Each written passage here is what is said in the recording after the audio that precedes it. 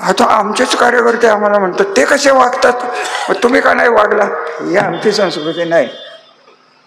हे तुम्हाला परत चॅलेंज देऊन सांगतो की चिमटराव गटातल्या कुठल्या माणसाला ताप दिला, हनुमंतराव गटाच्या माणसाला ताप दिला, प्रल्हाद पाटलाच्या माणसाला कधी ताप दिला? आणि इथं स्वतःच्याच माणसावर 25 केसेस. अरे कुठला हा न्याय चाललाय? कुठला न्याय चाललाय? मानायचं कुठंतरी बाहेर पडा. मला ते नातं माहिती आहे तुमच्या मानांचं, मला नका बोलायला लावू. आहे ना गुलाबराव, मी ओळखतो. अजून बोलू का? 5 कोटी रुपये एकरांनी जमीन दाखवली साखरवाडीत. किती? 5 कोटी रुपये एकर.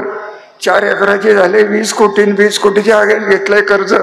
आणि हे म्हणते मी नाही, त्यातला नाही आहे. त्याची पापं त्याला फोडायला लागणार आहे. मी तुम्हाला मागे सांगितलं होतं की हा साखरवाडीचा फुगा आज ना उद्या फुटणार आहे. तो फुटला.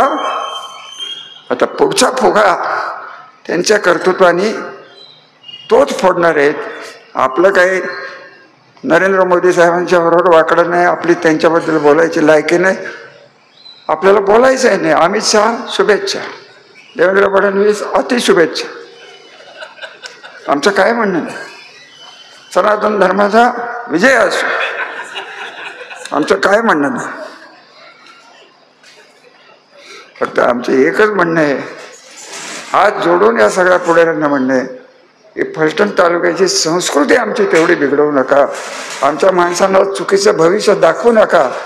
कारण आम्ही त्यागाने 84 गावं सांभाळलेली आहेत, रक्ताने आम्ही सांभाळलेली आहेत. आणि हे तुम्ही लक्षात ठेवाल की नाही मला माहीत नाही, परंतु माझ्या लक्षात राहणार आहे.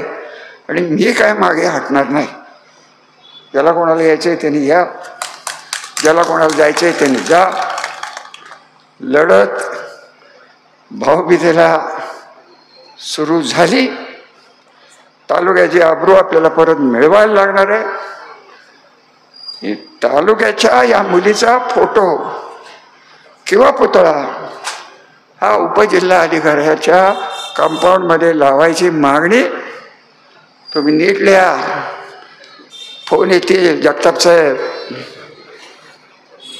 ते लिहिणं सोपं आहे. द्रोणवडे साहेब नीट लिहा. मागणं मला येऊन सांगू नका, उघडल्या. हे सगळे जे आहे ना, कुठं माझ्या घरी नाही तर संजीवांच्या घरी